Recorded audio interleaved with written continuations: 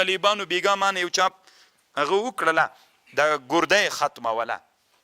ځوان هلک ته وي ګرده ختمه ده نو که ته هرات ولایت کې د دې هغه کېږي څه ورته وایي عملیات کېږي نو که ته هلته چا سره خبره وکړې ما څه خبره وکړې وي بنده ده ما بله ورځ درته ویلې طالبانو دا ځوان هلک به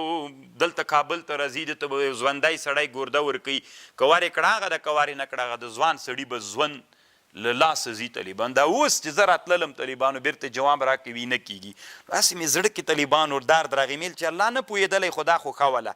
ځکه چې ما بله ورځ درته ویلې نننۍ دنیا کې اسلامي امت علماو د حالت دومره درک کړی ده سړی د مړ کېږي طالبانو څوک یې ترې راوباسه مثلا موټر کې ټکر سو زخمي سو زړه دی ترې نه راوباسه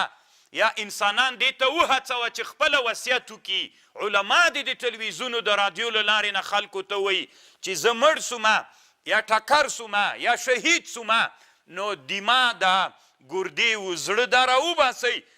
یو بل مسلمان ته یې ورکړه نو د مسلمانانو شفاخانې به د زړو د ګردو نه ډکې سي چې ډکې سولې بل انسان چې وفات کېده مریض و زړی نو ګرده یې نه وله تیار به په ټولنه کې د هغې دپاره نو بل انسان به ژوند پې باندې ژغورل سوی وي نو خو دا فکر دلته طالبانو بیخي سته ده نه بس حرامه ده صحیح ده ټول شیان حرام دي خو د حل لاره په دې ټولنه کې مسلمانانو ته سته که نسته ده الله عز وجل دې رحم وکړي طالبانو ورونو مونږ چې سپین ږیري به سو طالبانو پروا نه کوي مونږ د سپین ږیري سو خو بیا خو هم چې دا ټولنه مزل وکړي که نه